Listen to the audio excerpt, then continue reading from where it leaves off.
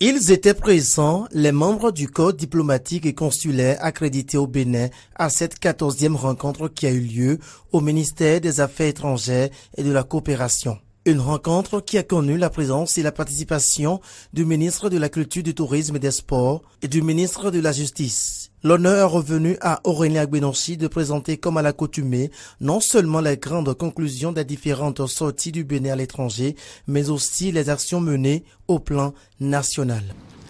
Bien sûr, la rencontre majeure, c'est bien entendu le 32e sommet des chefs d'État et de gouvernement de l'Union africaine. À ce sommet, je voudrais dire que ce que j'ai retenu et qui est important pour nous, c'est que le sommet a adopté le traité qui est relatif à la création de l'Agence africaine du médicament. La deuxième réunion importante que je voudrais vous signaler, c'est celle qui a eu lieu le 25 février dernier. C'est la première conférence des chefs d'État et de gouvernement de la Commission climat pour la région du Sahel. Elle a eu lieu à Niamey.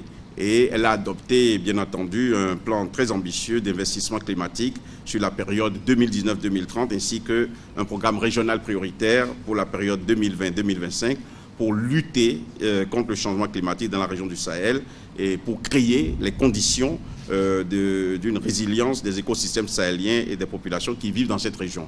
Après ce bref exposé sur le développement et évolution de la diplomatie béninoise, il a été permis à l'assistance de poser des questions aux ministres présents. En somme, toutes les questions étaient liées au déroulement du scrutin du 28 avril 2019 et au rôle du comité de coopération muséale et patrimoniale créé par le gouvernement béninois.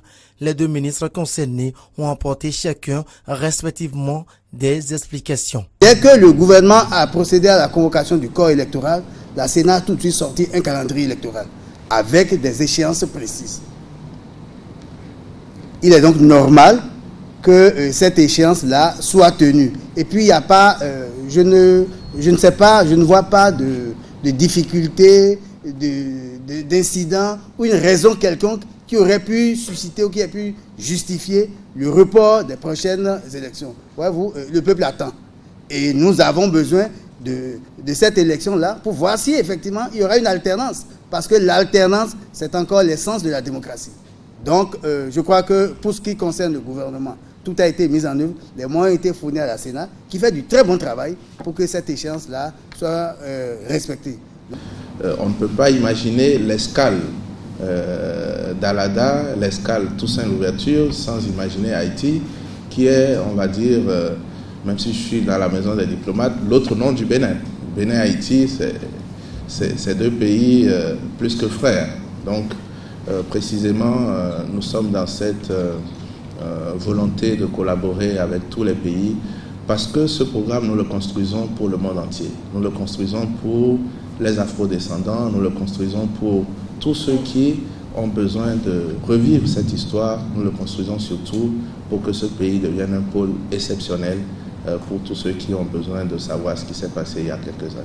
Suite aux réponses des autorités gouvernementales, la séance a pris fin par un hommage qui a été rendu aux deux artistes peintres décédés. Il s'agit de Apollinaire Pendé et Farah Semassa.